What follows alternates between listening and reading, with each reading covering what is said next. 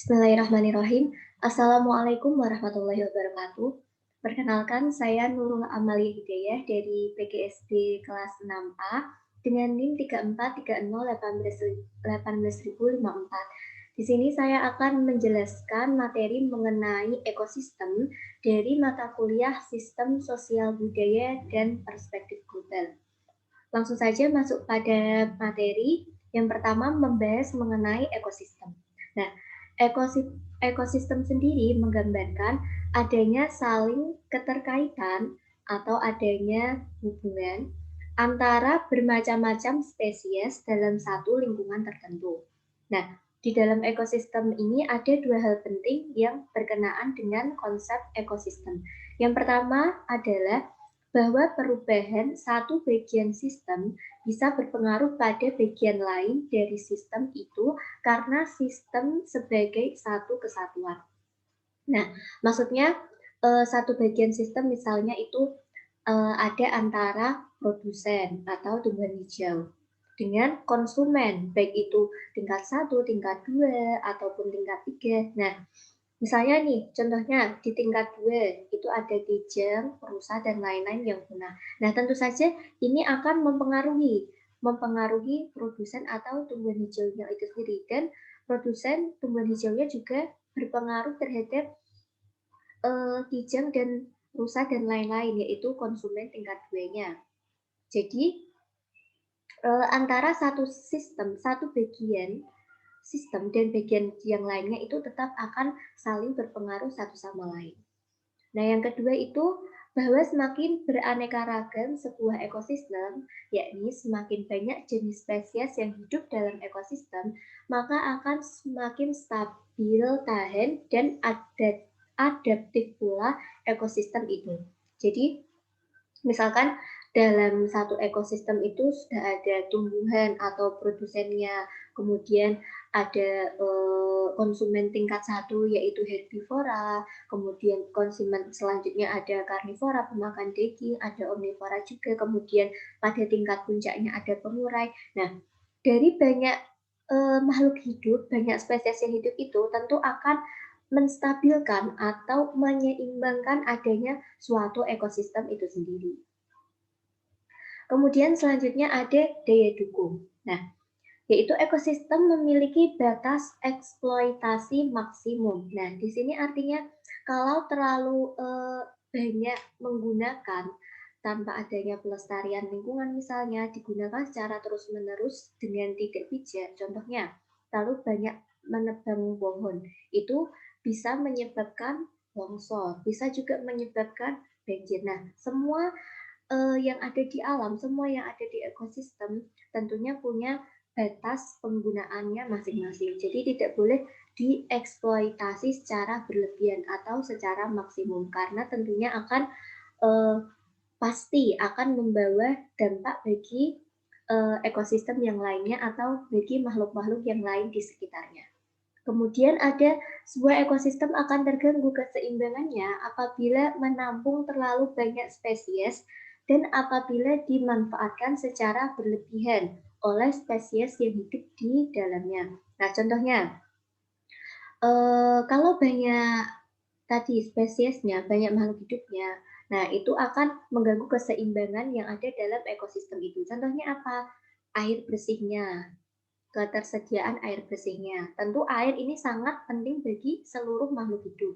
Kemudian pangannya juga bisa jadi pangannya sedikit kurang sehingga banyak yang kelaparan. Kemudian udara yang bebas dari polusi. Nah, ini juga penting karena semua makhluk hidup pasti bernafas menggunakan oksigen yang bersih. Ini juga perlu untuk diperhatikan. Jadi adanya keseimbangan dalam ekosistem itu merupakan suatu keharusan. Kalau terlalu banyak spesies yang tinggal dalam ekosistem tersebut tentu juga tidak baik karena akan mengganggu adanya keseimbangan.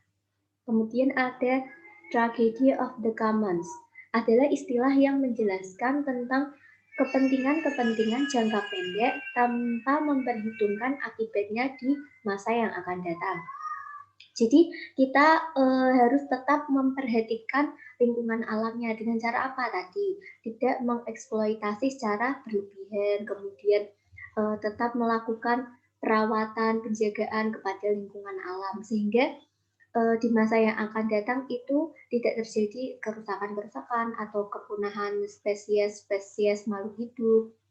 Kemudian ada juga mengacu pada tindakan spesies yaitu manusia yang secara tidak sadar mengakibatkan kerusakan ekosistem. Nah, kembali lagi pada tadi, jadi kita sebagai manusia yang diberi akal oleh Tuhan sudah seharusnya kita menjadi bagian makhluk hidup yang dapat menjaga alam, dapat mempergunakan alam dengan sebaik-baiknya tanpa mengeksploitasi. Kemudian juga dalam bertindak yang berkaitan dengan lingkungan tentunya harus dipertimbangkan terlebih dahulu, memperhitungkan terlebih dahulu bagaimana akibat-akibatnya untuk masa yang akan datang.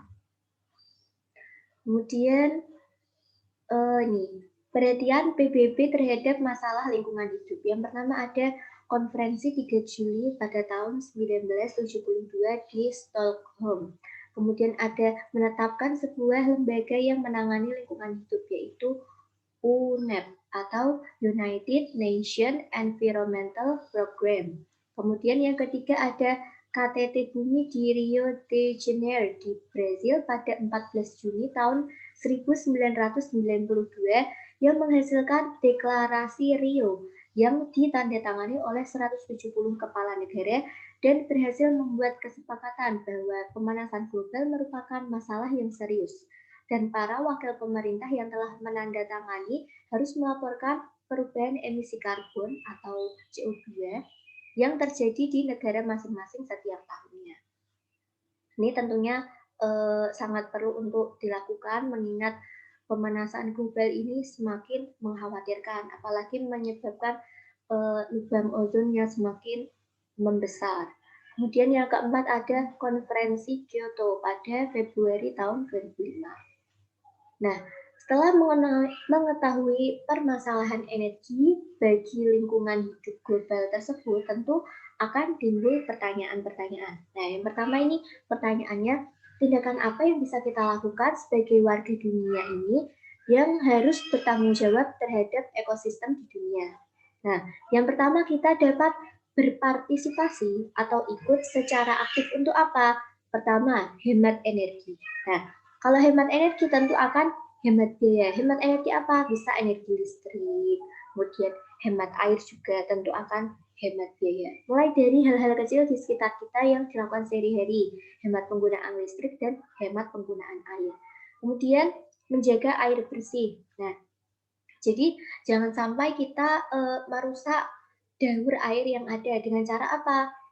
Misalkan membuang sampah di sungai itu tentu akan mengganggu adanya daur air. Nanti airnya jadi tidak bersih kembali.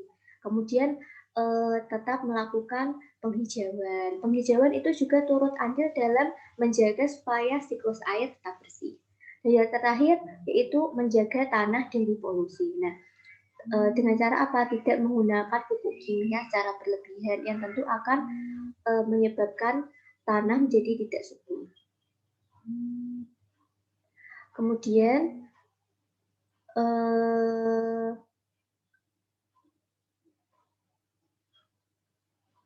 cukup sekian materi yang dapat saya jelaskan kali ini. Semoga dapat bermanfaat. Terima kasih. Wassalamualaikum warahmatullahi wabarakatuh.